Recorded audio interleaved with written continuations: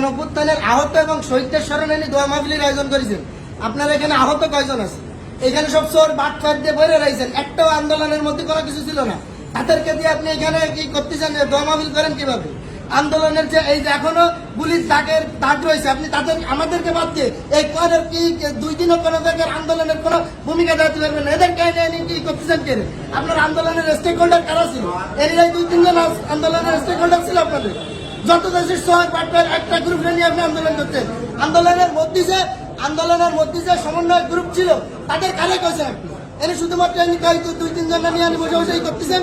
আপনি কাদেরকে নিয়ে এসে কি করতেছেন? আপনি একটা গ্রুপ নিয়ে তুমি তোমার সাথে কথা পরে বলছি, তুমি বসো। এনে কাদেরকে নিয়ে আপনি করতেছেন? আপনার এই যে আপনি এখানে রাত ভাই একটাকে বললেন যে আমরা কোনো বৈষম্য, তুমি কথা তুমি এখানে করো, তুমি আগে কথা কম করো, তোমার সাথে কথা বলছো না।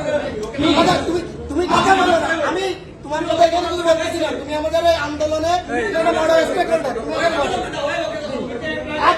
তুমি কিনা আন্দোলনের এখানে যারা খুলনার আন্দোলনের নেতৃত্ব দিচ্ছে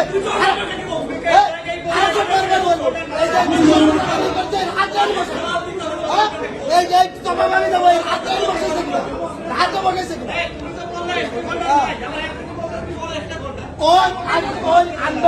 আন্দোলনের ওই একটা এই খুলনায় যে একজন আহত হয়েছে, এই খুলনায় যে একজন আহত হয়েছে, আমার একটা প্রশ্নের উত্তর দেন, এই খুলনায় যে একজন আহত হয়েছে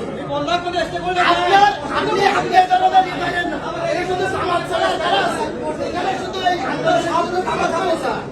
আন্দোলন কি শুধু সমাজ করেছে আর সমাজ বৈষম্য আমার একটু